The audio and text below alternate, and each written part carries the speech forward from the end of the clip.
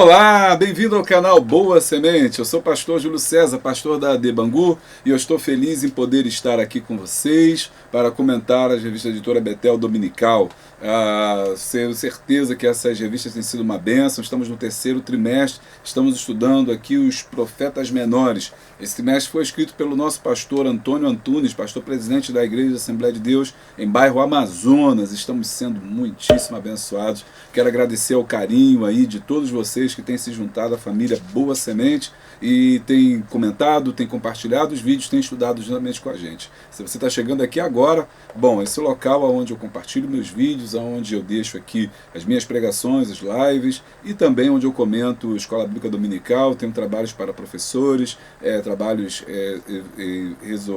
envolvidos a cursos bíblicos, mentorias, enfim. É o local onde a gente propaga a palavra de Deus. Então, se você gosta desse conteúdo, se inscreve no canal, deixa o like, dá o glória, comenta porque é importante, é um feedback que você dá pra gente, é uma forma de você gravar o conteúdo que está sendo passado também. E depois você compartilha com todo mundo, me ajuda a levar essa boa semente aí, compartilhando com a sua igreja, com a sua EBD, com a sua escola, com as pessoas, com a família, salva na sua playlist aí, porque com certeza a gente vai estar ajudando a melhorar o mundo, né, através da palavra de Deus. Hoje nós vamos estudar um livro muito conhecido, o livro de Jonas, né? E tenho certeza que você vai se surpreender com tudo que a gente pode aprender através da palavra de Deus. Bom, tem muita coisa boa, não sai daí não. Prepara aí a sua água, seu café, seu chamate, seu tererê, pererê, seu açaí, sua granola, aquilo que você tiver aí, porque a gente vai, o café, pessoal do Rio de Janeiro, porque assim, logo depois da vinheta,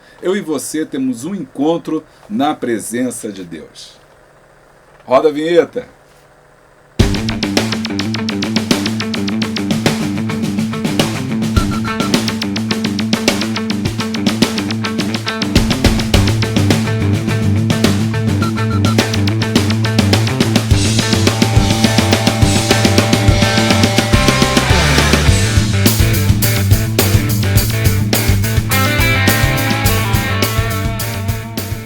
Bem, nós já voltamos, estamos felizes aqui por estar com você.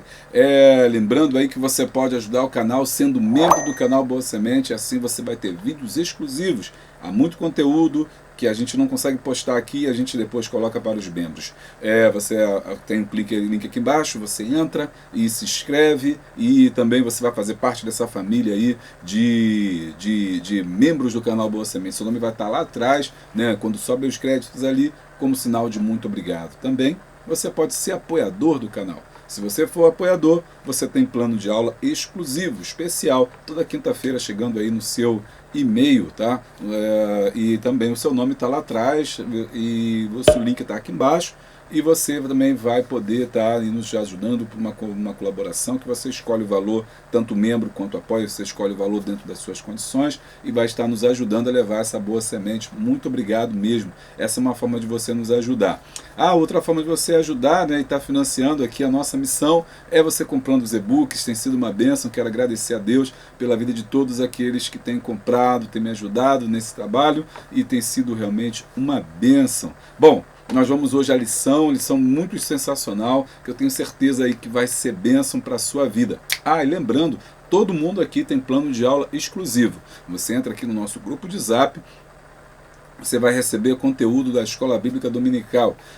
Temos ali o nosso evangelista Moacir de Goiânia, a missionária Fátima de Goiânia, um casal abençoado, casal maravilha, o casal aí MF, evangelista Luiz, né, da de Austin. Você também tem aqui também o nosso irmão Mário, né, de São Paulo. Nós temos a irmã Eva também, que me ajuda a fazer os planos de aula, e a irmã Elisama, essa equipe, a equipe Boa Semente, a equipe aí maravilhosa que tem nos ajudado. Você entra lá, só negócio de EBD, nada de que não for da EBD, você vai encontrar ali. O grupo é fechado e você vai encontrar material riquíssimo, e é tudo gratuito, bem?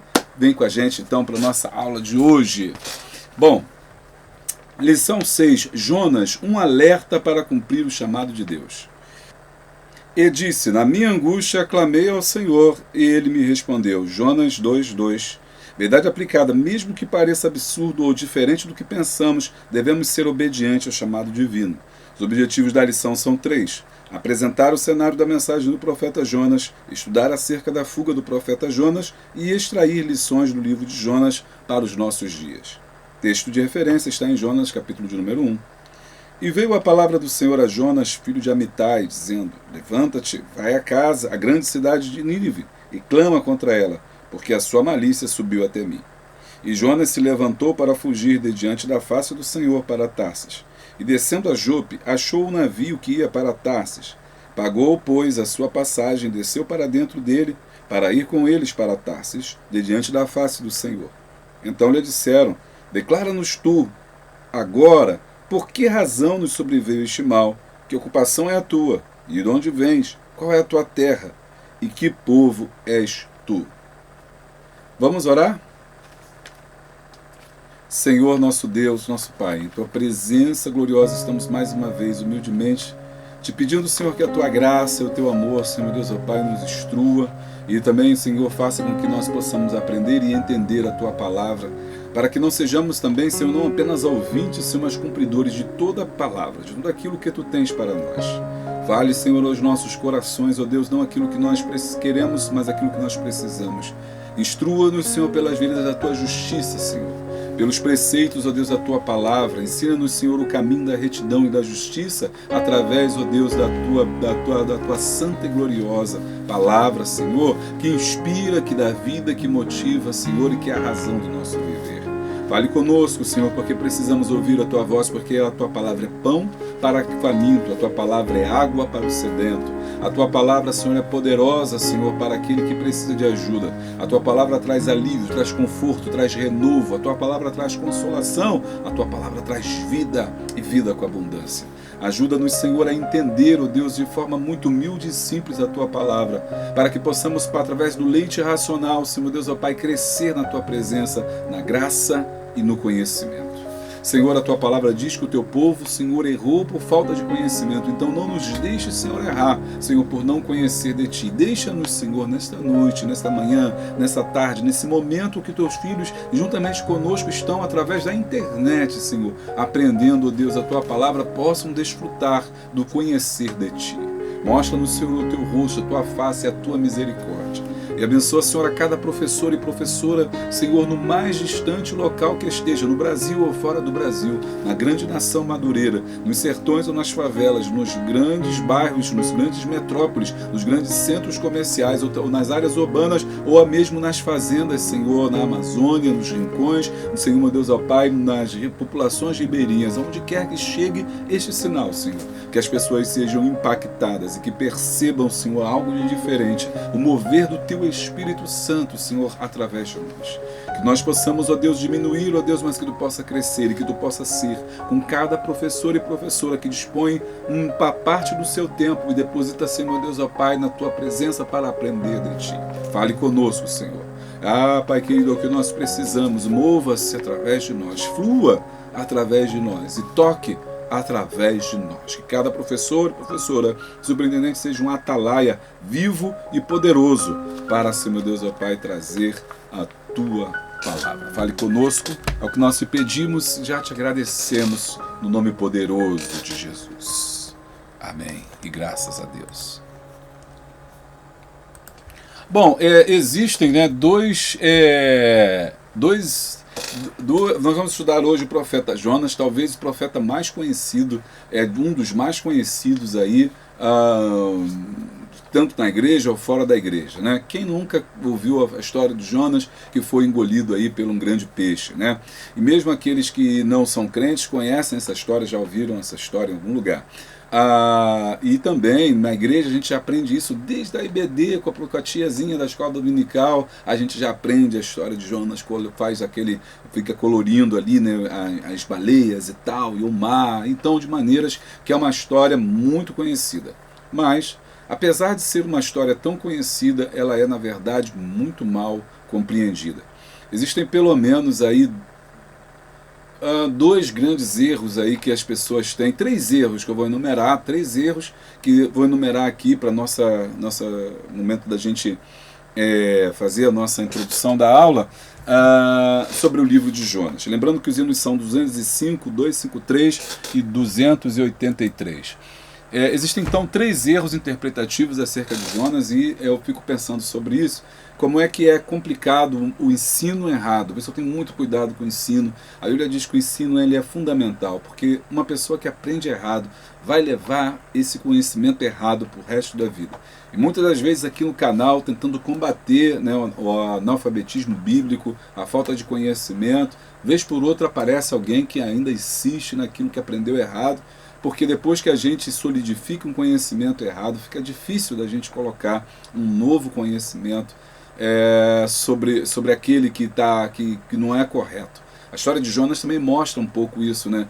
A metanoia, a mudança de pensamento, como é difícil a gente mudar de pensamento, a gente mudar daquilo que a gente aprendeu na infância ou na juventude para aquilo, as coisas novas. Tem muita gente que se fecha muito. A história de Jonas é uma dessas.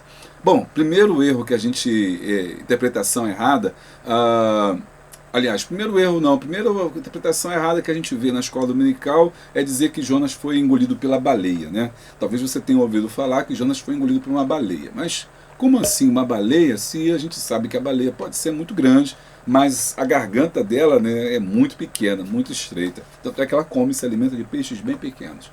Bom, a verdade não é nem culpa das pessoas que acreditam nisso, mas da tradução da Bíblia.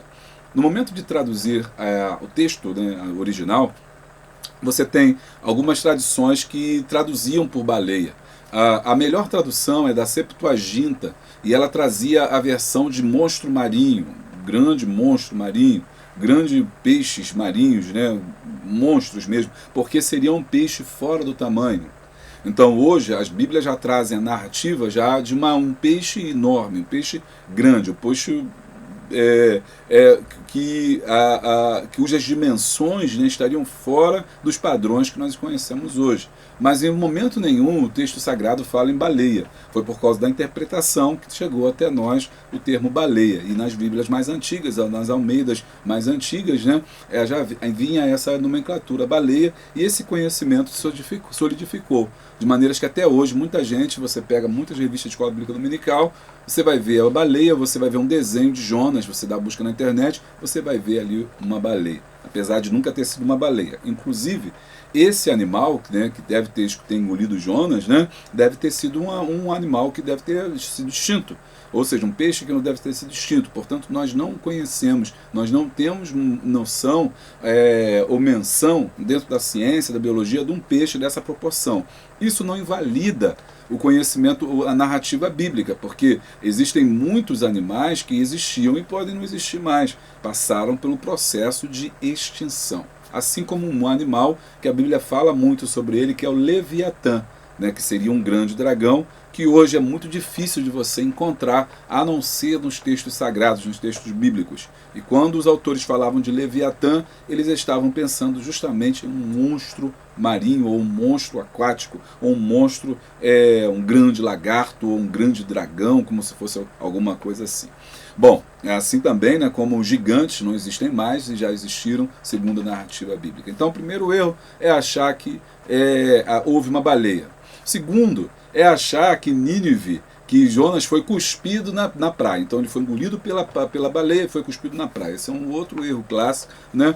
Por que é um outro erro clássico? Porque Nínive não tem praia. É o que nós vamos discutir aqui hoje, nós vamos aprender aqui hoje. Para quem não sabe, né, Nínive não tem praia. Então a verdade é que na narrativa bíblica, quando o Jonas é cuspido, né, na praia ali, depois ele vai andar muitos quilômetros até chegar, que o versículo é um perto do outro, mas isso não quer dizer que foi automático, até ele chegar lá na cidade de Nínive. E tem pessoal que cria a ideia de que tinha um Deus, eles adoravam um Deus metade homem, metade peixe, e quando Jonas então chegou na praia, o povo se converteu porque achava que era o Deus deles. Aí já tem um erro teológico muito forte, né? Ou seja, as pessoas não se convertiam a Deus, as pessoas se convertiam ao seu próprio Deus, achando, né, quer dizer, se convertiam ao Deus de Israel, mas na verdade eles estavam achando que era o próprio Deus deles. Então aí tem um erro teológico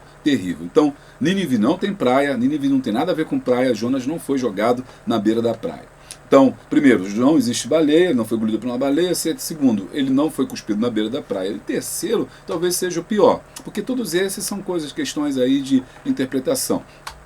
Mas esse se cristalizou de uma maneira muito forte. E às vezes até mesmo a revista ela repete um pouco isso. A ideia de que Jonas não quis ir pregar lá, que ele foi um homem desobediente à vontade de Deus e ele simplesmente não quis pregar na cidade de Nínive. É verdade, em parte não. O grande motivo pelo qual Jonas não queria pregar na cidade de Nínive é porque ele sabia que Deus é Deus misericordioso. E ele entendia que Deus, na cabeça dele, ele pertencia apenas à sociedade de Israel, apenas ao povo de Israel. Portanto, não fazia sentido nenhum ele oferecer Deus, ele levar na palavra de Deus a um povo tão cruel quanto o povo de Nínive. Essa é a grande verdade pela qual, então, Jonas não foi um profeta fujão e Jonas não foi um profeta medroso, segundo essa narrativa diz. Jonas era um profeta medroso, um profeta fujão, fugiu lá porque tinha medo dos ninivitas.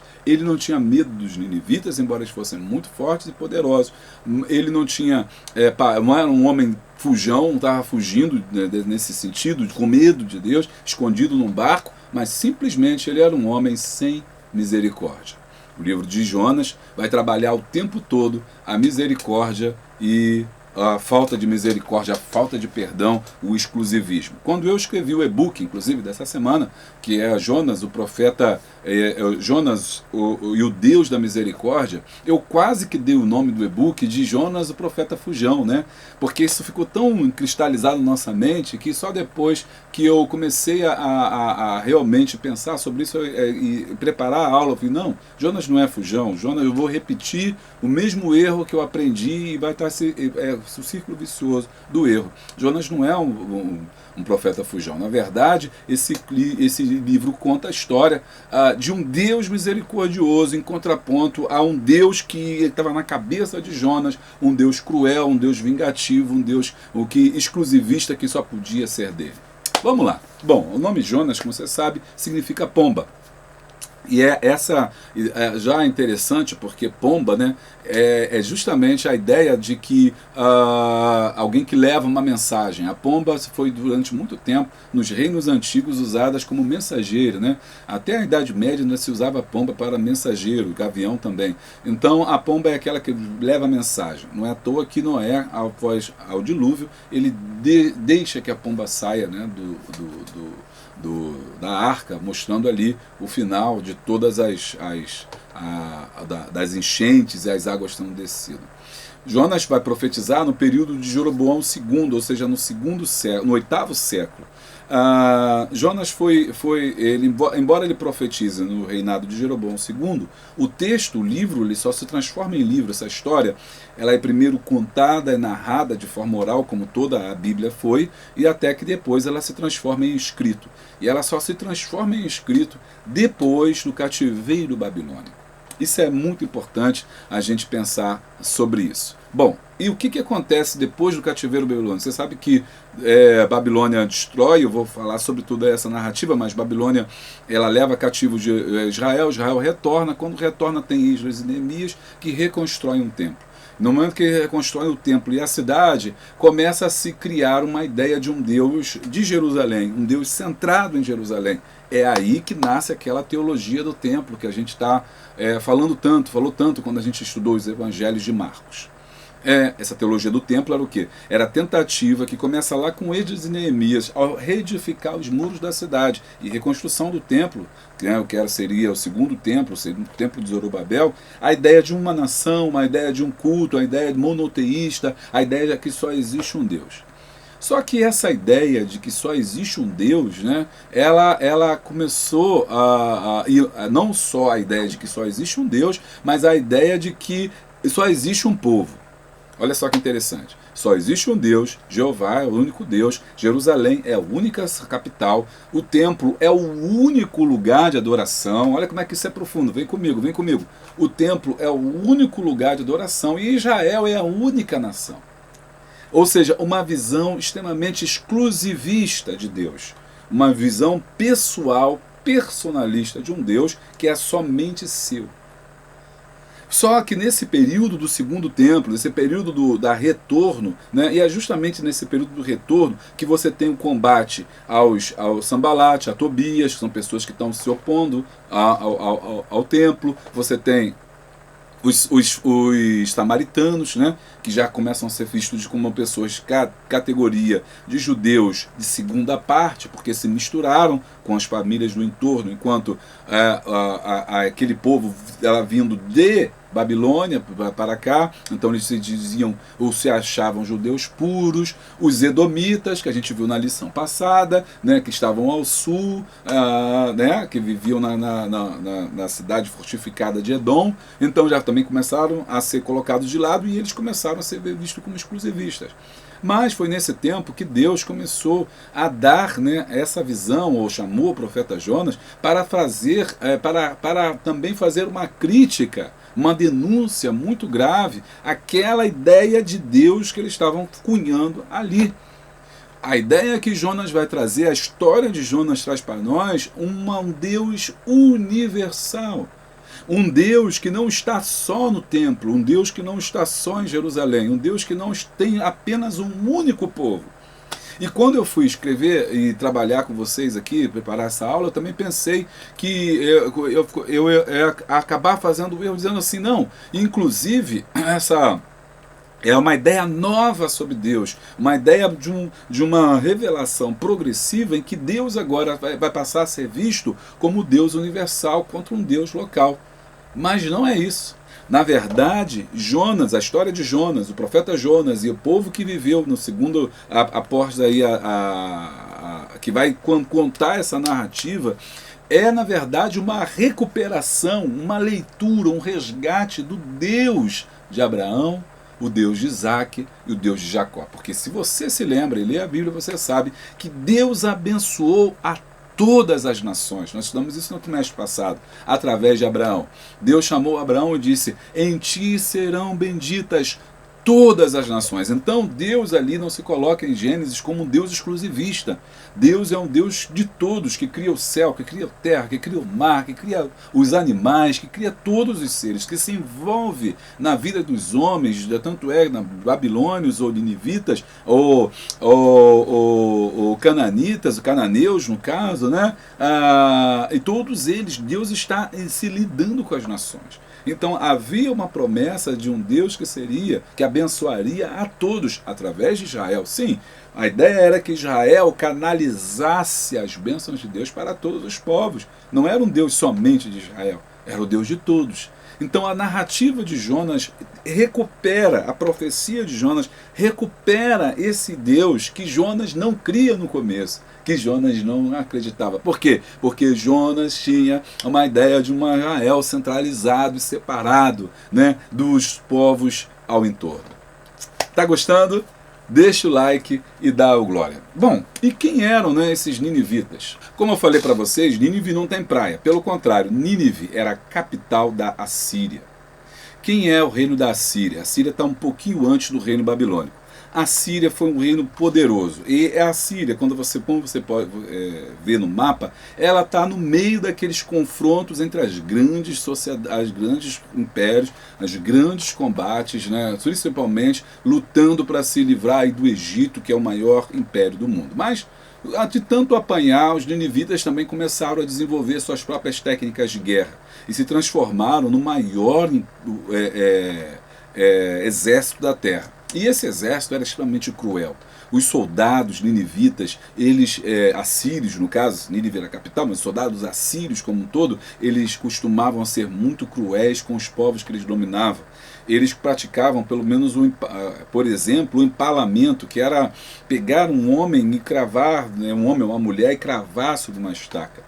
Alguns relatos, né, que nós não sabemos se é fidedigno, se são reais, mas contam aí que muitos homens em Nínive tinham o costume de arrancar a pele das pessoas vivas. Eles faziam tipo um poste, né, e dentro desse poste, ou seja, um cilindro, né, porque ele é oco no meio e só tem a forma de pedra, né, ou de argamassa em volta, e pegava um homem, uma pessoa, e amarrava suas mãos e passava esse homem por dentro do cilindro, ou seja, a pessoa ficava completamente sem pele ao sair do outro lado, carne viva do outro lado, isso tudo com a pessoa viva.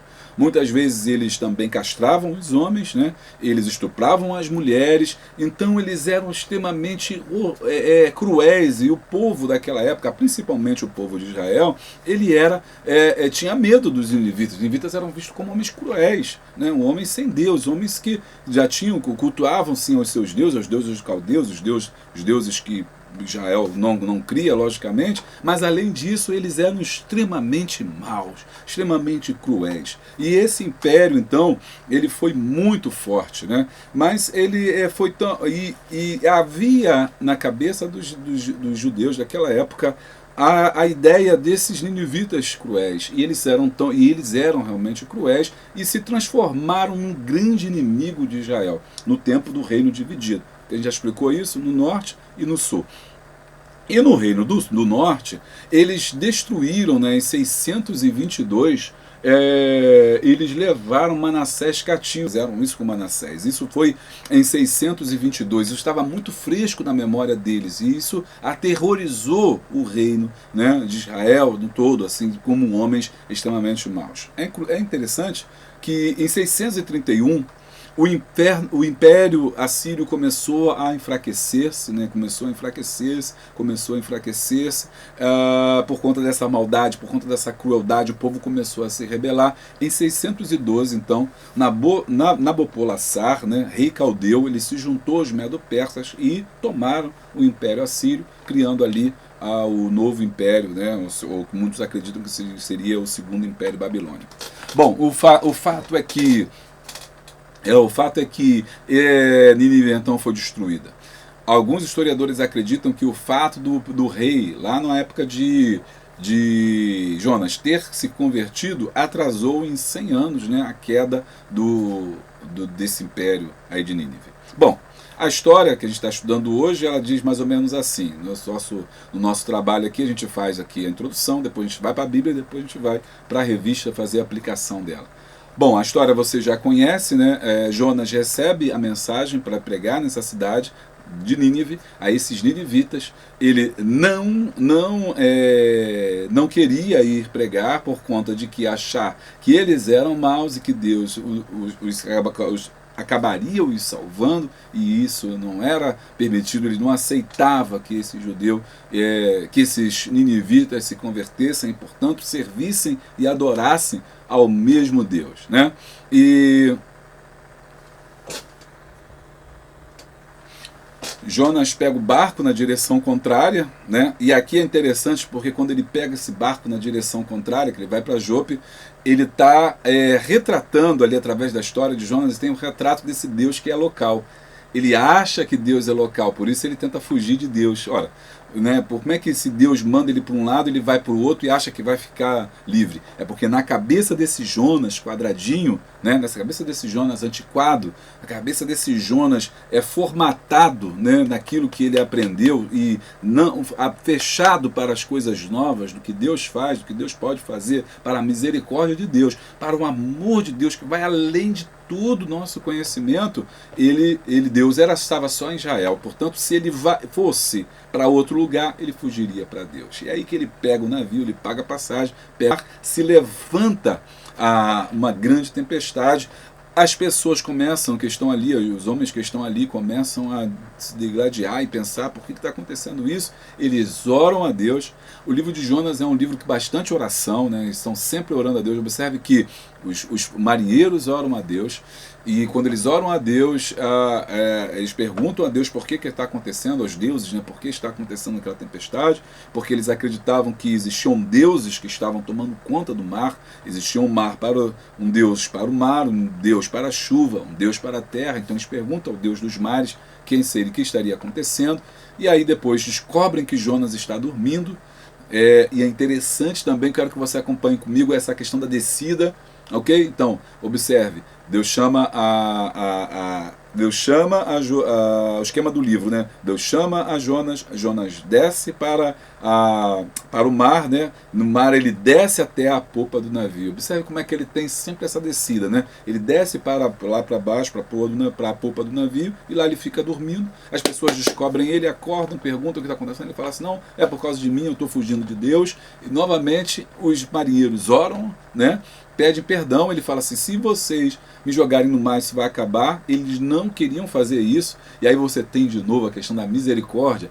Os marinheiros são mais misericordiosos que o próprio Jonas, e aí quando eles veem que não tem mais jeito, eles jogam Jonas no mar. Uma vez no mar, Jonas desce tanto, mais um pouco, ele vai na profundeza dos mares. Ali ele faz uma oração, Deus então, mas não sem antes, né, um grande peixe é enviado, engole Jonas. Jonas faz uma oração nas profundezas dos mares, e aí começa o retorno de Jonas. Jonas agora é submerso, é jogado na praia, e na praia ele vai caminhar até a cidade de Nínive. Em Nínive, Deus dá a ele uma segunda chance, aliás, né? Deus chama ele: ó, vai agora e leva a minha mensagem que eu mandei você levar. Ele vai até a cidade de Nínive, prega a mensagem. Os ninivitas descem, porque eles se convertem, né? Fazem um grande jejum, a gente vai ver isso na Bíblia, se comovem, se convertem e descem na presença de Deus. Mas Jonas não desceu. É interessante como é que Jonas não aprende a lição, né? E aí Jonas então fica chateado, falou: você está vendo? Eu falei, tu és um Deus que muito misericordioso, muito bobo, né? Aí o povo se converteu e tu não vai mais destruir, eu estou aqui esperando para ver o que vai acontecer, não vai acontecer nada. Como é que pode? E aí Deus então dá a ele a possibilidade, né? Perguntar a ele: o que está acontecendo com você? E aí tem aquele diálogo dele com Deus. Deus faz nascer uma borboleira. Ele fica ali feliz embaixo dela, ela morre, e aí Jonas então fica chateado porque ela morreu, e Deus então termina esse livro falando: olha, por que você ficou chateado, né, com a borboleira que você não plantou, que você não fez crescer, e não se arrepende porque não fica chateado, não muda o seu coração diante de um povo que se arrependeu, que mudou o coração. Não seria eu um Deus misericordioso? Esse livro tem tantas lições que talvez não dê para a gente aprofundar, não dê para a gente entrar aqui, mas o tempo todo a gente vê a mão de Deus agindo através de Jonas, e a compaixão e o amor do Senhor. E Jonas, um homem duro ainda, um homem ainda incompreensivo, um homem ainda insensato, de dura cerviz. Não é assim na nossa vida? Será que nós também não agimos assim na nossa vida diante do chamado de Deus? Será que nós também, às vezes, nós achamos que Deus é só o nosso Deus, que a igreja é só a única salvação, que nós somos, né, o único povo de Deus, que Deus não vai salvar mais ninguém, que a gente acha que as pessoas não são nem tão boas para receber o Evangelho, que as pessoas não podem mudar de vida, que as pessoas não podem largar o pecado e que Deus não pode perdoá-las? E se você soubesse que as pessoas que talvez você acha que não estariam salvas, estariam? E se você soubesse que as pessoas talvez piores da sua vida, que você viu, e até mesmo as pessoas piores da história, estariam em um lugar de salvação? Muitos diriam: não é possível, fulano não pode ir para o céu, ciclano não pode ir para o céu. Mas se você soubesse, ou não soubesse, que essas pessoas se arrependeram e que Deus então os perdoou. É uma questão para a gente pensar. Esse livro ele é poderoso para a gente pensar sobre isso. É um Deus da misericórdia, um Deus do amor, chamando um profeta para profetizar sobre a mensagem de Deus, a mensagem de amor para todos os povos, inclusive os piores, que eles julgavam que eram os ninivitas. Então é um Deus que não é um Deus do templo, não é um Deus de Jerusalém, não é um Deus exclusivo de Israel, mas é um Deus para todos os povos e nações. É um livro que é interessante porque ele não tem fim. É um livro que não tem final. O final, eu e você é que temos que dar a esse livro. Temos que pensar se nós não somos, às vezes, o próprio Jonas. Contra aqueles que acham que Jonas não existiu, existem textos na Bíblia que vão mostrar que Jonas existiu. O próprio Senhor Jesus vai se referir ao livro de Jonas, né, para falar, né, e falando quando o povo lhe pede um sinal, ele diz assim: não lhe será dado nenhum sinal a não ser o sinal do profeta Jonas, né, porque passou 3 dias e 3 noites, que é simbólico, né, dentro da barriga do peixe. Então esse é o sinal de alguém que traz a mensagem de um Deus, a ideia de um Deus que Não era exclusivo de Israel, mas era para todos. E foi essa a discussão que os judeus e os saduceus, né, eles vão colocar aí para Jesus. Né? Como é que você se diz filho de Deus? Como é que você chama Deus de Pai? Como é que você diz que não é só em Jerusalém que tem que adorar, mas você falou para a mulher samaritana que você pode adorar em qualquer lugar? Como é que você diz que Deus ama a todos? E como é que você cura também a todos? Que Deus é esse que faz isso com todas as pessoas? Deus não é mais o Deus de Abraão, de Isaac e Jacó? E aí Jesus vem dizendo, não, é o mesmo Deus de Abraão, de Isaac e Jacó. Vocês é que interpretaram errado. Tá gostando? Deixa o like e dá o glória. Vamos agora para o texto bíblico para a gente poder aí entender agora na Bíblia aqui. Vamos para a Bíblia e ler versículo por versículo. Pega aí a sua Bíblia, talvez a gente leia versículo por versículo, porque o livro é pequeno, dá para a gente ficar aqui, né, lendo aqui com vocês. Vamos lá. E veio a mim a palavra do Senhor a Jonas, filho de Amitai, dizendo, levanta-te e vai à grande cidade de Nínive, e clama contra ela, porque a sua malícia subiu até mim, ou seja, porque são pecadores. Jonas desobedece. 3. E Jonas se levantou para fugir de diante da face do Senhor. Ou seja, Jonas tentando fugir de Deus, né? Essa ideia de movimento. Jonas tenta fugir de Deus. Aí tem um salmo que diz, para onde fugirei? Para onde eu irei? Davi dizendo, né? Para onde fugirei da tua face? Se eu descer até o Hades, tu estás lá. E se eu colocar a minha morada entre as estrelas de lá, tudo me derrubaria. Não podemos fugir da face de Deus. Mas na cabeça quadrada de Jonas, isso era possível. Então ele tenta fugir de diante da face do Senhor para Tarsis. E descendo a Jope, achou o navio que ia para Tarsis. Tarsis é a cidade, mais tarde, onde vai ser Tarso, né, que é onde vai vir Paulo de Tarso. Essa cidade, uma cidade que fica ali no Mar Egeu, que fica que mais tarde ali será a região grega também, dominada ali, né, pelos gregos também, e tem muitas colônias também judaicas ali naquela região. Achou um navio que é para Tarsis, pagou, pôs a sua pastagem, desceu olha aqui o descer, né? Esse descer é aquele pessoa que está descendo na presença. O que é esse descer? É degradar-se, né? Piorar cada vez mais. Esse é um símbolo de quem desce. Desce, mas não no bom sentido da presença de Deus. Desce no pior sentido. E desceu para dentro dele, para ir deles a Tarsis, de diante da face do Senhor. 4. Mas o Senhor mandou ao mar um grande vento, um Deus então que controla a natureza.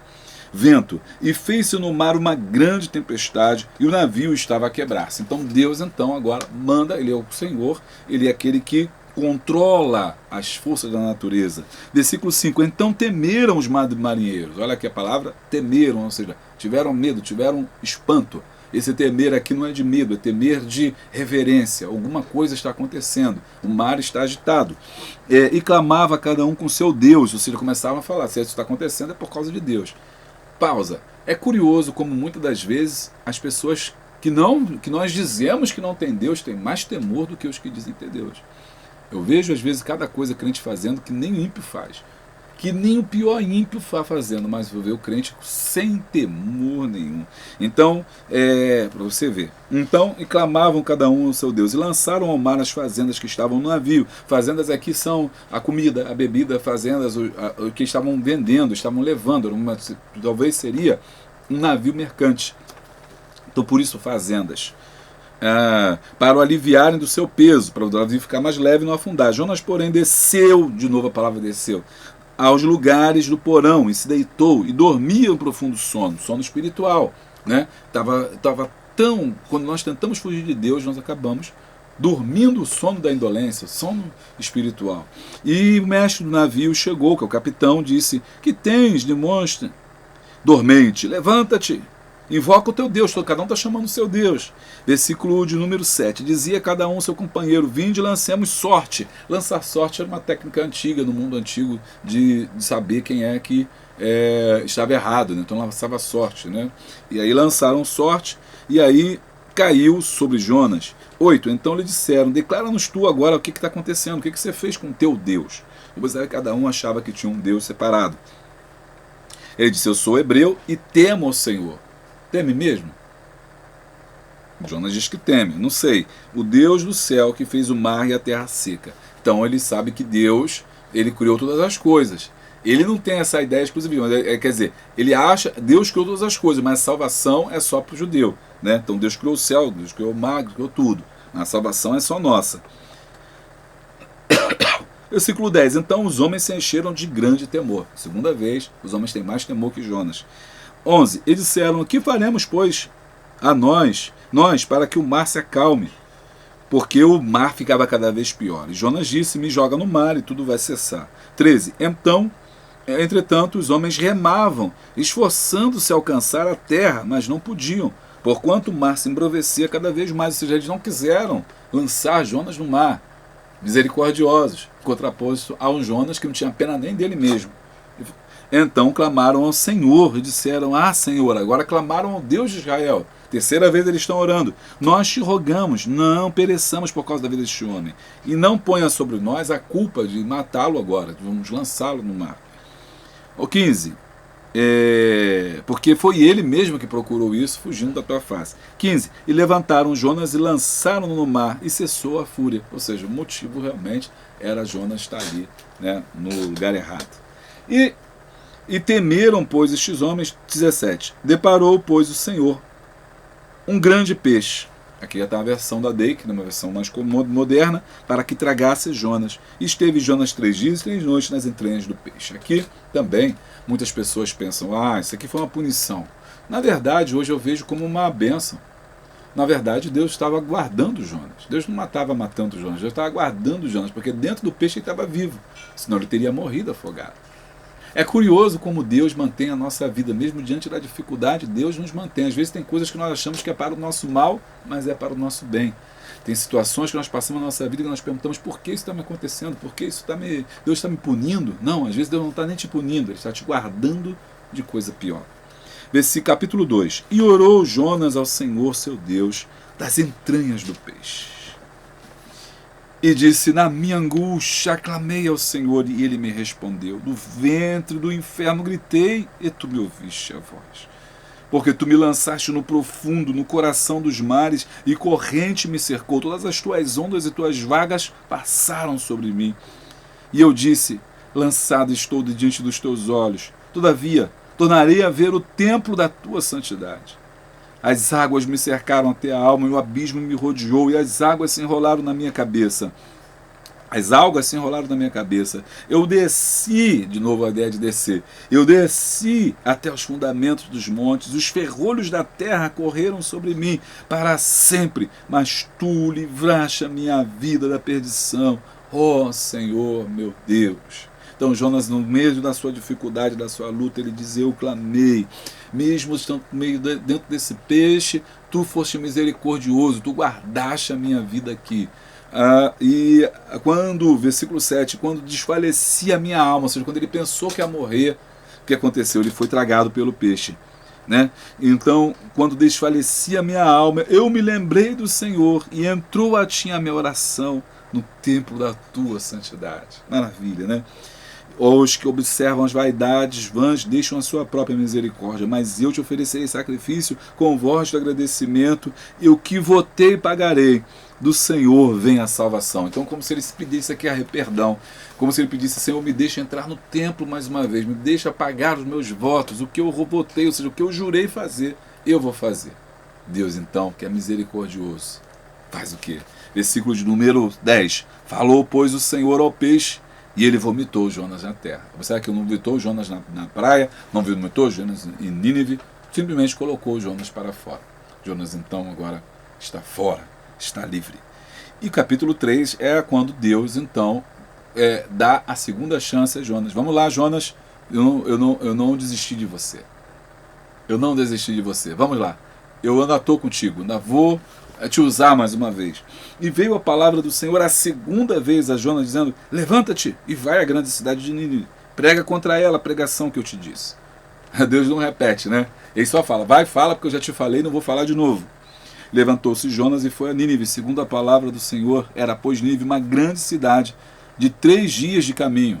Então, aqui desfaz toda a ideia de que ele foi vomitado na praia. E também 3 dias de caminho tem relação com as 3 dias e 3 noites, tem essa relação com o sinal que Jesus falou dos 3 dias e 3 noites também, é importante. Então depois que ele anda 3 dias e 3 noites, ele chega na cidade.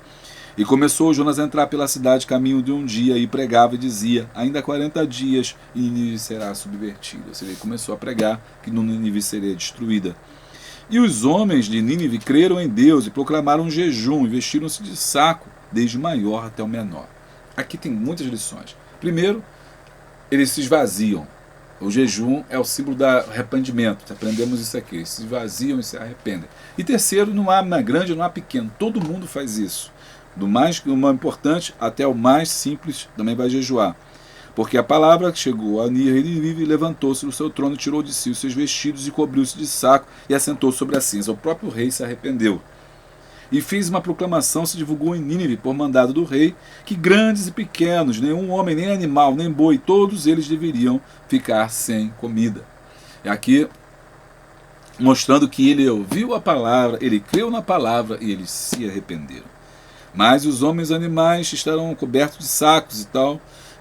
9. Quem sabe se voltará a Deus e se arrependerá e se apartará do furor da sua ira, de sorte que não pereçamos. Observe que Jonas não vai dizer para eles que Deus vai salvar, vai dizer que Deus já estava decretado já o final deles. 40 dias vocês não existirão mais. Mas aí, eles aqui ouvindo a mensagem, vão falar assim, não, peraí, vamos ver o que Deus vai fazer, vamos se arrepender. E Deus viu as obras deles, Deus viu as obras deles, como se converteram do seu mau caminho, e Deus se arrependeu do mal que tinha dito que ele faria e não o fez. Aqui a palavra se arrepender não é que Deus mudou de ideia. A palavra se arrepender aqui também é uma péssima tradução. Na verdade, é dizer que Deus mudou, Deus muda em relação ao homem. Ok? Deus muda em relação ao homem. Se o homem peca, Deus então tem uma posição. Se o homem se arrepende, Deus tem a sua misericórdia. Então, primeiro o homem muda, depois então Deus muda conforme a sua posição. Então não é que Deus mudou de ideia. Se Deus se arrepende, Deus pode se arrepender. Na verdade, o arrependimento de Deus é em relação à posição que o homem adota. Deus havia decretado a destruição do povo, mas no momento em que o povo se arrepende, Deus também se volta à posição de abençoá-los. E Deus se arrependeu do mal que disse que lhe faria e não fez. Mas, capítulo 4, o último capítulo. Mas desgostou-se Jonas extremamente disso. Então, esse foi o problema de Jonas. Não foi que Deus, que ele tinha medo de Ninivita. Ele tem medo de Ninivita. E, tanto é que ele falou, me joga no mar. Ele não é um homem medroso, não é um profeta fujão. Então ele falou, ele se desgostou, ficou chateado. Não é possível, né? Ficou todo ressentido. Ih, irmão, lá o povo ressentido. Tem gente, crente ressentido é a pior coisa. O ressentimento é a pior coisa que pode existir. Na lição nós vamos falar sobre isso. Jonas queixa-se e orou ao Senhor e disse, a segunda oração, Senhor, não foi isso o que eu disse? Estando eu ainda na minha terra, por isso me preveni, fugindo para Tarsis, pois sabia que és Deus piedoso e misericordioso, longânimo e grande em benignidade e que se arrepende do mal. Então vale a pena você investir nesse ponto, na misericórdia de Deus. Você vai estudar nos salmos, tem vários salmos de misericórdia. Deus é misericordioso, Deus é longânimo, Deus é bom, a sua misericórdia dura para sempre. Oh, aleluia! Não dá tempo da gente bater aqui, mas você pode trabalhar isso na sua classe. Peço-te, pois, ó Senhor, tira então a minha vida. Olha que abuso. Então eu não quero mais viver. Se é assim, desse jeito, para que ser crente? Você pode falar, então, por que adiantou? Passei minha vida toda na igreja. Eu fiquei a minha mocidade toda na igreja. Não fui para balada, não bebi, não fumei, não roubei, não cheirei, não me prostituí. E agora fulano diz que está salvo. Não pode ser, não pode ser. Olha como é que é as coisas, né? É justamente isso que está sendo discutido aqui.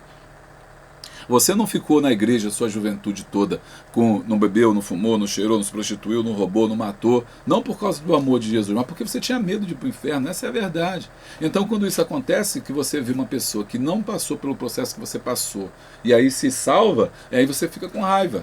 Então foi o que ele falou assim, se é assim não vale a pena, o que adiantou o tempo todo que eu passei na igreja, se fulano chegou agora e já é salvo. Foi o que Jesus falou sobre a parábola dos trabalhadores. Alguns homens foram pegos de manhã, né, 6 horas da manhã, no começo do trabalho. Outros foram pegos na parte da meio-dia e outros foram pegos no final do expediente. Mas no final o Senhor deu a todos a mesma coisa. Aqueles que receberam primeiro falaram assim: como pode estar trabalhando desde cedo? No céu não entra tempo de carteira de trabalho. Não adianta você falar: eu tenho 40 anos, tenho 50 anos, tenho 60 anos de igreja. Não importa, no céu não tem carteira de trabalho. Não tem essa ideia de tempo de serviço, tempo de garantia. Não existe isso. O céu é tomado pela força. Os últimos... Tá gostando? Os últimos serão os primeiros. Tá ficando bom, tá ficando bom. Então, é isso que a mensagem de Jonas está mostrando. Mas o Jonas tem a cabeça que é quadrada, pequena. Um homem ainda que tá aquilo lá da Gabriela, nasci assim, vou morrer assim. E fez o Senhor Deus descer uma boboreira. Então, versículo 5, Jonas saiu da cidade, assentou-se ao oriente da cidade, fez ali uma cabana e assentou-se debaixo dela à sombra até ver o que aconteceria com a cidade. Você já achou? Vou ter um espetáculo aqui, vou ver o que vai acontecer. Vai mandar labareda de fogo, igual Sodoma e Gomorra, vai destruir. 6. E fez o Senhor Deus nascer uma boboreira, e que subiu por cima de Jonas para que fizesse sombra sobre a sua cabeça, a fim de livrar-se do seu enfado. E Jonas se alegrou em extremo por causa da boboreira. 7. Mas Deus enviou depois um bicho seguinte, no dia seguinte, ao subir da alva, o qual feriu a boboreira e esta secou. E aconteceu que, aparecendo o sol, Deus mandou um vento calmoso oriental, e o sol feriu a cabeça de Jonas, e ele desmaiou, e desejou com toda a sua alma morrer, dizendo: melhor me é morrer do que viver. Segunda vez. Então disse Deus a Jonas: é caso razoável que assim te enfades por causa da boboreira? E ele disse: é justo que me enfade, a ponto de que desejar a morte? E disse o Senhor: tiveste compaixão da boboreira, na qual não trabalhaste, nem a fizeste crescer, que numa noite nasceu e numa noite pereceu. Eu não hei de ter compaixão da grande cidade de Nínive, em que estão mais de 120 mil homens, que não sabem discernir entre a sua mão direita e a sua mão esquerda, e também muitos animais?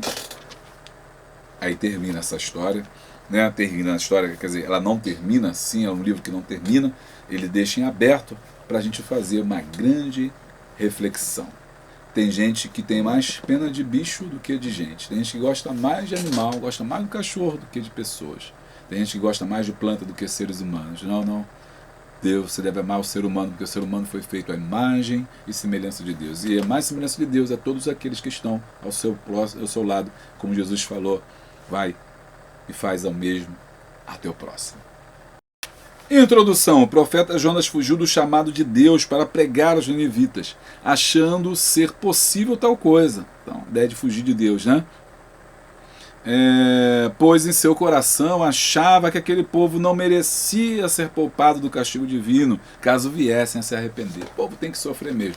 Lembrando também a você aí, ó, que temos aí um curso para liderança online, aí, ó, liderança, capacitação, você que quer se especializar, capelania, cursos livres, né? Cursos que vão te dar conhecimento aí pelo Centro de Estudos Boa Semente. Centro de Estudos Boa Semente, faz o link aqui embaixo, vem estudar com a gente, tudo online, tá? É bênção e um preço muito acessível para você não parar de estudar. Cenário da mensagem do profeta Jonas. Nínive era a capital do reino da Síria, na antiga Mesopotâmia. Atualmente encontra-se no norte do Iraque. Era uma cidade que muitas imoralidades, exploração de pessoas com trabalho escravo, além do estilo de vida violento, cruel e desumano, né? Neemias mesmo fala sobre isso. Naum, desculpe. Nesse cenário onde todo tipo de barbaridade imperava, somado ao forte antagonismo entre Nínive e Jerusalém, que eu falei lá no começo, Deus envia o profeta Jonas como seu mensageiro para anunciar o julgamento divino contra aquele povo. Conhecendo um pouco mais do profeta. O nome Jonas significa pomba, uma analogia da sua missão como mensageiro, da forma mesma como a qual esse animal era usado em épocas remotas para levar mensagens, inclusive está na Bíblia. Ele é natural da pequena vila de Gader Afer, segundo a Crônicas 14:25, do distrito de Zebulon. Essa área é conhecida pela pluralidade de povos e suas diversidades culturais e religiosas. E aí, segundo alguns estudiosos, foi por isso mesmo que Deus escolheu Jonas, né, para ser um homem que por ser um homem familiarizado com várias culturas, então ele poderia se dar bem ali, né? Porque ele, já que tinha uma mistura ali de gente ali, segundo o autor, ele poderia ser uma pessoa escolhida para poder levar a palavra ali. É fato que Deus escolhe pessoas certas. Deus escolheu Jonas, um homem certo para levar a palavra. talvez porque ele falasse o idioma, talvez porque ele conhecesse a cultura, talvez porque ele tivesse possibilidades que outras pessoas não tivessem de entrar na cidade, de falar com aquelas pessoas. Deus escolhe sempre a pessoa certa. E foi o caso ali de Jonas. Foi escolhido realmente segundo os padrões de Deus. Deus não se engana, escolhe corretamente. A mensagem do profeta, 1.2. A mensagem do profeta era, em sua essência, absolutamente condenatória. Ele deveria informar aquele povo sobre a ira de Deus. Na fala do profeta, há um tempo determinado por Deus para que a cidade seja destruída. Jonas 3,4, que a gente já leu. Uma mensagem breve, simples e objetiva. E aqui eu grifei esse ponto que eu achei interessante. Mensagem breve, simples e objetiva. Como tem sido a nossa mensagem, né? Tem sido aquela mensagem cheia de irmãos no hebraico, no irmãos, o pessoal não sabe nem falar português. Irmãos, porque no original, no grego, na Septuaginta, que não sei o que tal, não sei o que, que é telestestospoi, né? Telestestostai, e não sei o que, e aí o povo fica olhando assim, e aí, né? O que está falando? Então a mensagem tem que ser clara, breve, simples, objetiva. Breve, não precisa enrolar muito não, para de ficar enrolando. A gente sabe quando a pessoa está enchendo linguiça. Simples, para todo mundo poder entender. Inclusive, é difícil ser simples, né? Não é vou ser simples, fazer uma coisa simples. Não é fácil. Os grandes livros são escritos de forma simples. As grandes músicas são simples. As grandes mensagens também, elas são simples. A mensagem dos apóstolos era simples. A mensagem de Jesus era simples. Então, seja simples. Simples e objetiva. Foi direto ao ponto. Se vocês não se arrependerem, todos perecerão. 1.3. A resistência de Jonas ao chamado. Deus disse a Jonas, levanta-te e vai. Humanamente falando, não é difícil entender porque essa não foi uma tarefa fácil de cumprir. Assim como Oséias e outros profetas, Jonas também teve uma missão desafiadora. Ele precisava ir ao território do inimigo e pregar uma mensagem de destruição a um povo poderoso e violento.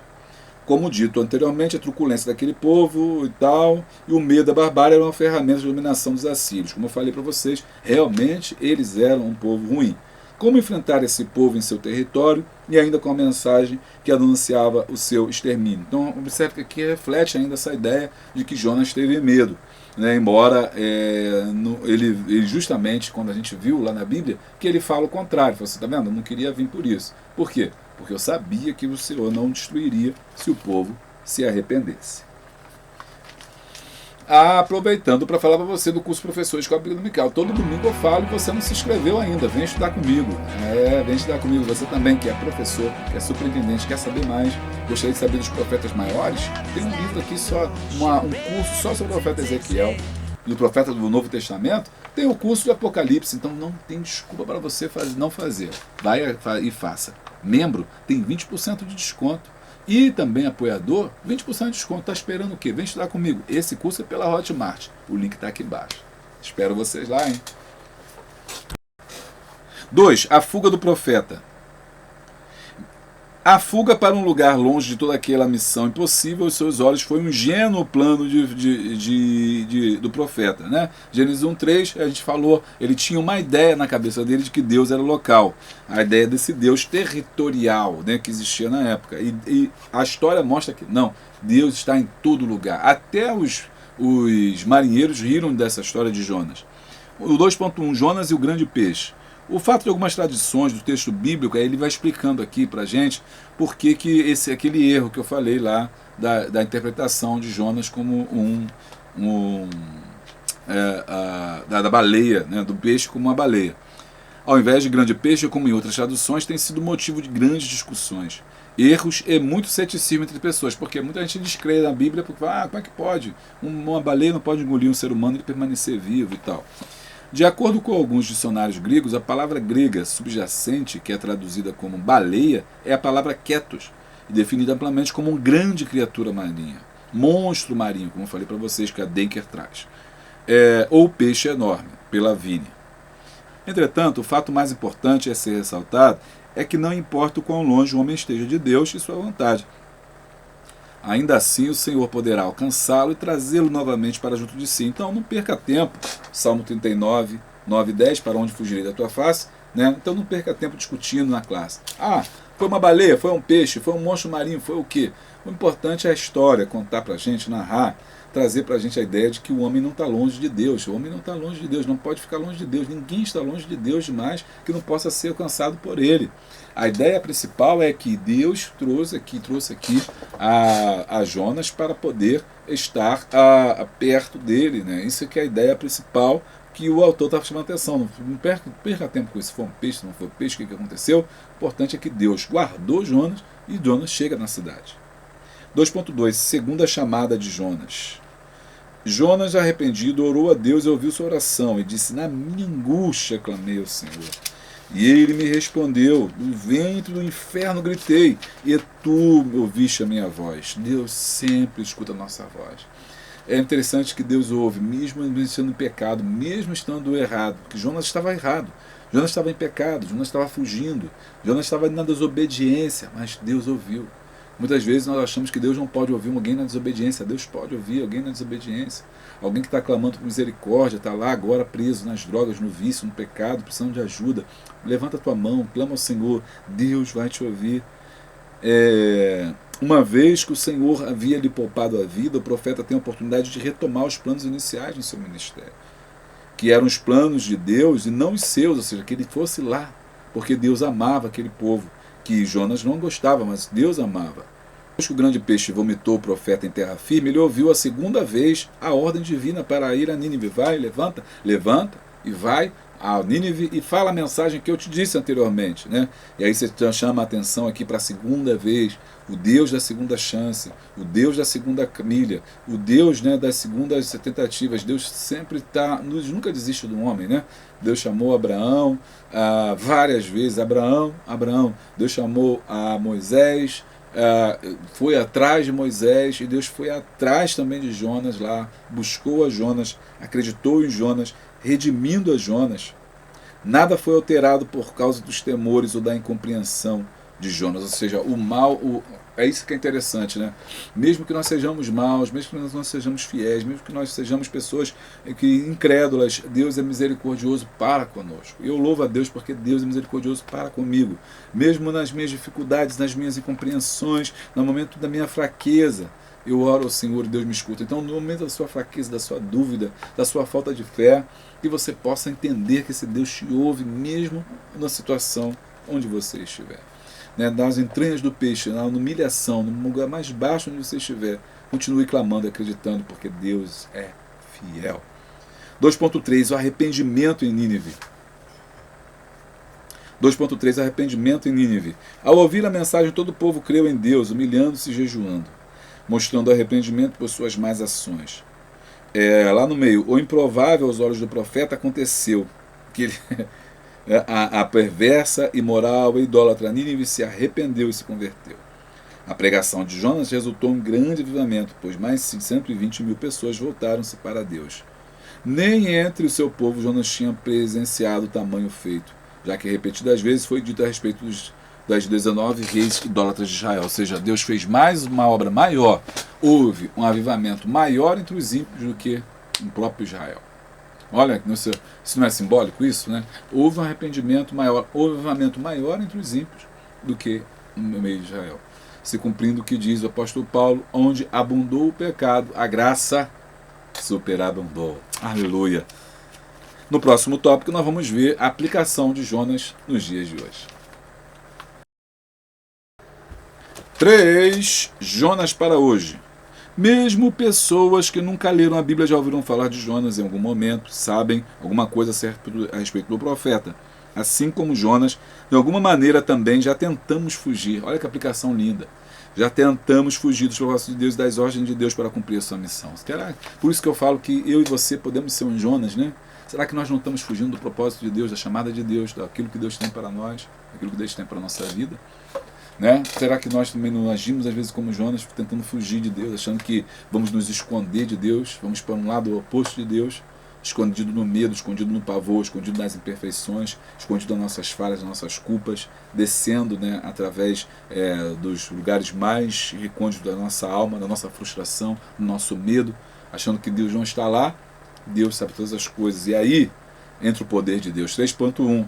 o poder de Deus. O livro do profeta Jonas evidencia de forma extraordinária, inquestionável e inequívoca o poder de Deus. A experiência vivenciada pelo profeta demonstrou o poder de Deus sobre a natureza quando enviou a tempestade e o acalmou. Também ao enviar o grande peixe para resgatá-lo e devolvê-lo em segurança na praia. Então, não foi uma punição, na verdade Deus estava guardando. Da mesma maneira, quando acelerou o crescimento da planta, a baboreira, né, e usou um verme para destruí-la numa demonstração pedagógica de que nada foge ao controle de Deus. Aqui também dá uma aula, nada foge ao controle de Deus. O salmista teve essa compreensão ao escrever: Tu me cercaste em volta e puseste sobre mim a tua mão. Tal ciência para mim maravilhosíssima, tão alta que não posso atingir. O Senhor é o Deus do Todo-Poderoso que fez os céus, o mar e a terra. Apesar de todo o poder, é um Deus misericordioso. Isso é até um contraponto interessante. Um Deus tão grande, seres tão pequenos. Um Deus perfeito, pessoas imperfeitas. Um Deus misericordioso e pessoas que não têm compaixão. É interessante como é que Deus está sempre nos amando e colocando esses opostos que o livro vai colocando para a gente, né? O tempo todo, misericórdia de Deus, e Jonas extremamente sem misericórdia, sem compaixão. Jonas extremamente fugindo, descendo, e Deus indo atrás de Jonas. Não importa aonde você esteja, Deus está indo até você. Deus vai encontrar você, Deus vai tocar você, Deus vai chamar você, Deus vai guardar você, Deus vai conduzir você e Deus vai usar você. 3.2. Arrependimento produz mudança. Esse tópico é maravilhoso. Jesus declarou: os ninivitas ressurgirão no juízo com esta geração e condenarão porque se arrependeram com a pregação de Jonas. Ou seja, no final ficaram melhor que o povo de Israel. O verdadeiro arrependimento produz mudança total no modo de viver. Então isso é vida cristã, mudança. Inclusive, o fato de Jonas ser jogado para fora do mar é o símbolo do novo nascimento, né? De nascer de novo, a segunda chance, a segunda etapa da vida dele. Só que Jonas, ele não aproveitou essa etapa da vida dele, para ele não mudou nada. Mas os ninivitas, eles tiveram a segunda chance, a segunda etapa, foram lançados para fora na misericórdia de Deus e pegaram essa oportunidade e se arrependeram. Então o arrependimento difere muito do remorso. O que é a diferença de arrependimento e remorso? No arrependimento você se arrepende daquilo que você fez, do mal que causou. No remorso você se arrepende da consequência que teve. Vou deixar um pouco mais claro. Então uma pessoa cometeu um crime e está presa. Aquele que se arrepende fala assim: olha, se fosse hoje eu não faria de novo, porque aquela pessoa que eu cometi o crime não merecia isso. Eu tirei uma vida, tem uma mãe chorando agora, tem uma esposa chorando agora, eu não devia ter feito isso. Então eu estou arrependido. No remorso não, no remorso aconteceu isso, eu fiz, e se fizesse hoje eu faria de novo.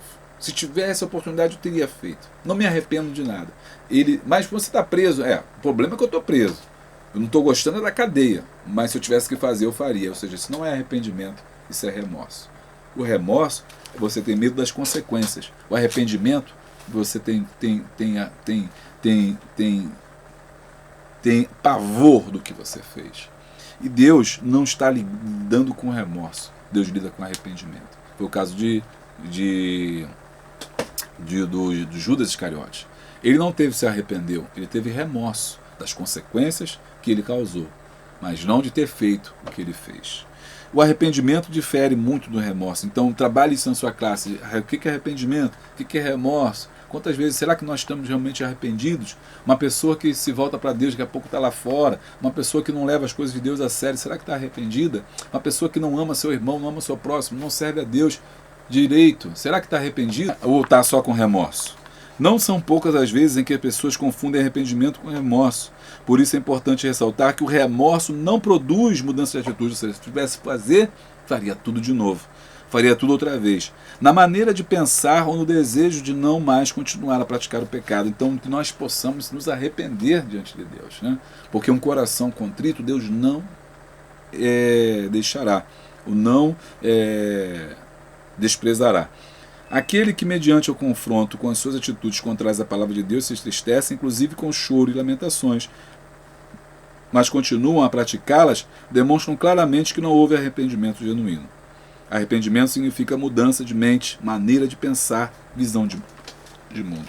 Aqui você tem um Jonas que não se muda de cabeça, não muda de vida, não muda de pensamento. Ele está querendo que o povo morra mesmo. E você tem os ninivitas, que aparentemente eram maus, cruéis, sanguinários, mas que se arrependeram. Né? Então, o Jonas demonstra remorso. Os ninivitas demonstram arrependimento. Vê como é que é diferente, né? Quando alguém se arrepende, decide firmemente em seu coração agradar a Deus. Então você não agrada a Deus porque você, para ser salvo, você agrada a Deus porque você mudou, você está arrependido. Você faz como Zaqueu: se eu fiz mal a alguém, eu quero devolver tudo, restituir tudo. Ou seja, eu quero mudar de vida. Ser cristão é mudar de vida, mudar de posicionamento, é mudar de atitude, é mudar de vida, é mudar de boca, é mudar de roupa, é mudar de pensamento, é mudar de olhos, mudar de mente, mudar de alma, mudança, restauração, é metamorfose, é mudança. Nós precisamos sempre mudar. E não vos conformeis com esse mundo, mas renovai-vos pela transformação do vosso entendimento. Quantos Jonas estão fechados, cabeça fechada, mente fechada? Eu não aceito isso, eu não acho isso, eu não gosto disso, para mim tem que ser assim. É o Jonas fechado, fugindo para Jope, né? Fugindo para Tarsis, fugindo de Deus, achando que vai longe de Deus, quando Deus então o traga através de um peixe para guardar a sua vida. Trava Jonas, segura. Aqui o Jonas está na minha mão, você está na minha mão, a vida está na minha mão, eu sou o Senhor de todas as coisas. Aleluia. Tá forte o negócio, hein? O chamado de Deus pode causar temor e desconforto para aqueles que fixam o seu olhar apenas nos desafios e obstáculos que precisarão enfrentar para cumpri-lo. No entanto, a vida de Jonas ensina aos servos de Deus que não se deve fugir ao seu chamado. Não fuja. Qualquer que sejam os motivos que insistem em desencorajar ou desmotivar. O chamado para obedecer a Deus deve superar qualquer tentativa de natureza humana em fugir da responsabilidade que Ele deu. Só assim será possível entender que é um privilégio servi-lo, pois Ele quer usar seus filhos, apesar de suas limitações. Bom, eu vou ficando por aqui. Conclusão. A misericórdia e a graça de Deus demonstrada para os também pode ser percebida na vida e no chamado do profeta Jonas. Pois, mediante o seu clamor, o Senhor o ouviu, dando-lhe uma nova oportunidade, tirando das profundezas da sua desobediência. Bom, eu vou ficando por aqui. Não se esquece, se inscreva no nosso canal, deixa o like, dá o glória, clica no sininho, todas as atualizações, assim, se sempre tiver uma coisa nova, você vai ser avisado. Beijo grande, a paz de Cristo. Beijo grande, braço forte, ia!